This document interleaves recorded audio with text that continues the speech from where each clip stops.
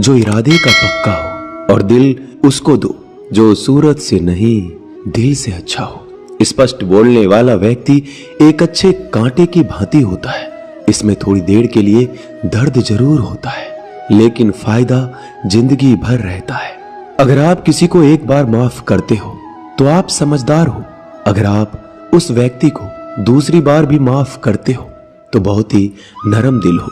लेकिन आप उस व्यक्ति को तीसरी बार माफ करते हो तो आप दुनिया के सबसे बड़े बेवकूफ हो। जीवन की सबसे महंगी चीज है आपका वर्तमान, जो एक बार चला जाए तो फिर पूरी दुनिया की संपत्ति देकर भी उसे हम खरीद नहीं सकते। हमें हमारे विचार ही बनाते हैं, इसलिए शब्दों पर नहीं अपनी सोच पर ध्यान दो। विचार हमेशा जिंदा रहते हैं। धरती पर जिस प्रकार मौसम में बदलाव आता है, उसी प्रकार जीवन में सुख दुख आता जाता रहता है। बुराई तो तुम्हें हजारों की भीड़ में भी ढूंढ लेगी। ठीक उसी प्रकार जैसे गायों की झुंड में बछड़ा अपनी मां को ढूंढ लेता है, परंतु जो बंसी वाले को दिल से मानता है वह बुराई में भी अच्छाई को ढूंढ लेता है।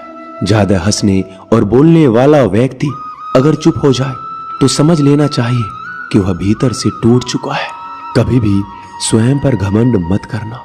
पत्थर भी भारी होकर पानी में अपना वजूद खो देता है। अगर ईश्वर तुम्हें ज्यादा प्रतीक्षा करवा रहे हैं तो हो सकता है जितना तुमने मांगा है उससे वो कहीं ज्यादा देने वाले हैं। अरे गुजर जाएगा ये दौर भी, जरा सब्र तो कर। खुशियां ही नहीं रुकी तो गम की क्या औकात है। जब मन परेशान हो तब कुछ मत किया करो, बस आंखें बंद कर श्री कृष्ण का नाम लिया करो। बुद्धि से पैसा कमाया जा सकता है, परंतु पैसे से बुद्धि नहीं खरीदी जा सकती। सब अपना सा लगता है। सिर्फ बातों से औरों के लिए जीते थे तो किसी को शिकायत नहीं थी। थोड़ा सा अपने लिए क्या सोचा, जमाना दुश्मन बन गया। जिंदगी का तजुर्बा कि छोटा आदमी बड़े मौके पर काम आ सकता है और बड़ा आदमी छोटी सी बात पर औकात दिखा देता है। कोई भी आपके हाथ से तो छीन सकता है, लेकिन आपके भाग्य से नहीं। जिंदगी में आगे बढ़ना है तो सहारों पर नहीं, खुद पर यकीन करना सीखो। दरवाजे छोटे ही रहने दो अपने मकान के। जो झुक कर गया समझो वही अपना है। ईश्वर में आस्था है तो मुश्किलों में भी रास्ता है। जो ज्ञानी होता है उसे समझाया जा सकता है, जो अज्ञानी होता है उसे भी समझाया जा सकता है, परंतु जो अभिमानी होता है उसे कोई नहीं समझा सकता। उसे सिर्फ वक्त ही समझाता है। अरे कैसे करो भरोसा गैरों के प्यार पर। आजकल तो अपने ही मजा लेते हैं अपनों की हार पर। जब बात जरूरत की हो तो जुबान सबकी मीठी हो जाती है। जितने सच्चे रहोगे उतने ही अकेले रहोगे।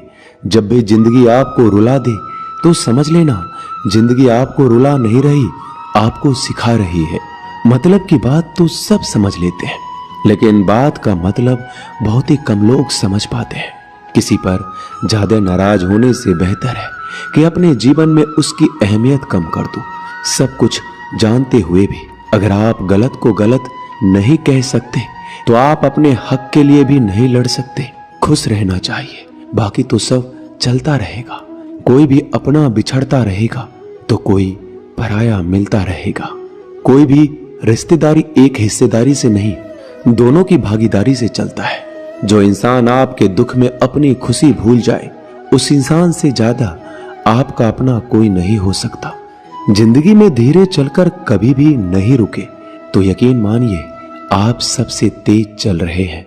आप किसी व्यक्ति को बरसों में इतना नहीं जान सकते जितना कि एक बार उसे क्रोध की स्थिति में देखकर जान सकते हैं। जब लोग रास्ता अलग करने का फैसला करते हैं तो सबसे पहले बातचीत करना कम कर देते हैं। गलती हर इंसान से होती है, लेकिन गलती सुधारता वही इंसान है जो साफ दिल का होता है और रिश्तों को खोना नहीं चाहता।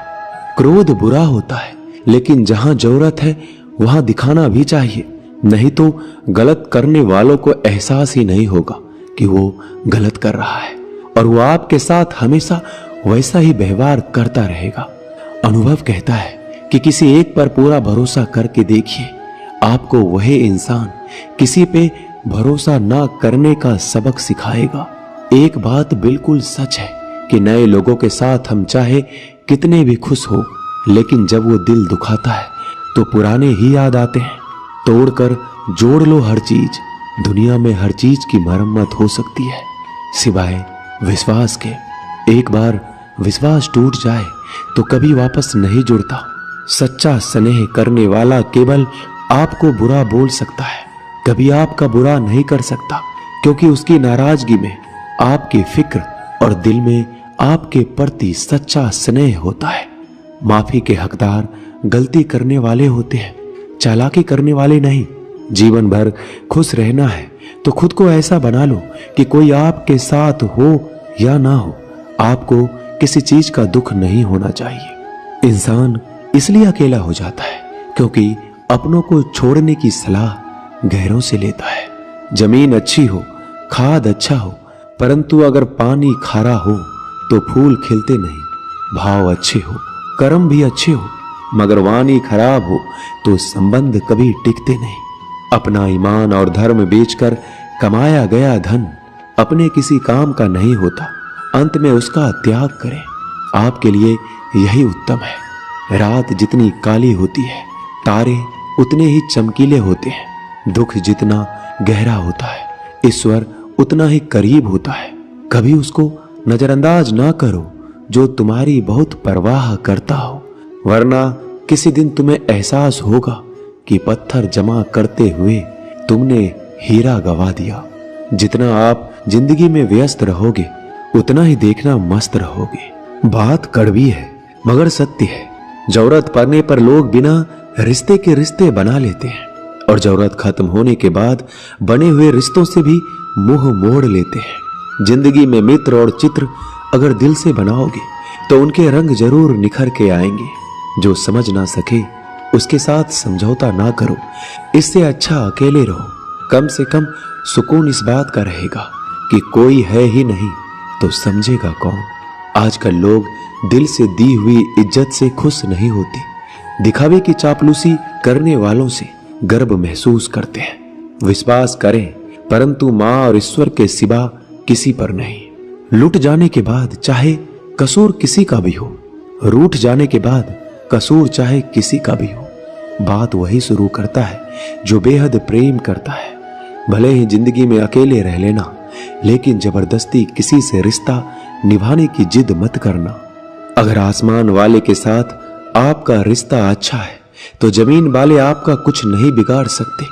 सांपों के दांत में, बिच्छू के डंक में और इंसान के मन में कितना जहर भरा है कोई नहीं बता सकता। इनसे हमेशा सावधान रहें। सत्य को सिद्ध करने के लिए किसी भी जिद करने की जरूरत नहीं, क्योंकि सत्य खुद सही समय पर स्वयं सिद्ध हो जाता है। जिंदगी में दो चीजों का कभी घमंड मत करना, पैसा और सूरत। गरीबी आते देर नहीं लगती और चेहरा किसी हादसे में बदलते जरा भी वक्त नहीं लगता। प्रेम से भरी हुई आंखें और श्रद्धा से झुका हुआ सर, सहयोग करते हुए हाथ, सन्मार्ग पर चलते हुए पैर और सत्य से जुड़ी हुई जीभ ईश्वर की पसंदीदा चीजें हैं। अगर आप सही हो तो गुस्सा होने की आपको जरूरत ही नहीं है, पर अगर आप गलत हो तो आपको गुस्सा होने का हक ही नहीं है। धोखे में जीने से अच्छा है अकेले जियो, सुकून से जियो, अपने आप पर भरोसा रखो। तुम्हारा किस्सा एक दिन जरूर कहानी बनेगा। मजाक और पैसा सोच समझकर उड़ाना चाहिए। संघर्ष ही जीवन है, इससे डरना नहीं, लड़ना सीखो। एक बार नींद टूटेगी तो चलेगा, लेकिन कभी अपने सपने मत टूटने देना। आप कितने भी बड़े बन जाएंगे, यदि आपके अंदर इंसानियत नहीं है तो सब बेकार है। जो करना है खुद करना। वक्त के भरोसे बैठने से भी धोखा मिल सकता है। जिंदगी का एक उसूल बनाओ कि तुम्हारी इज्जत जो नहीं करता उसके पास कभी नहीं जाना, क्योंकि जीवन में क्या होगा, या तो कुछ अच्छा होगा या बड़ा होगा। जो भी होगा हमारे कर्मों का ही फल होगा। जिस प्रकार दिया तेल के बिना नहीं जल सकता, इसी प्रकार मनुष्य भगवान की कृपा दृष्टि के बिना जीवन में सफल नहीं हो सकता। जीवन में कोई भी काम करने से पहले एक बार भगवान का स्मरण करना जरूरी है कि मैं जो करने जा रहा हूं वो भगवान को स्वीकार होगा या नहीं। ऐसा करने से आप जीवन में कोई गलत काम नहीं करेंगे। किसी का भला नहीं कर सकते तो बुरा भी मत करो। यदि सम्मान नहीं कर सकते तो बेवजह अपमान भी मत करो।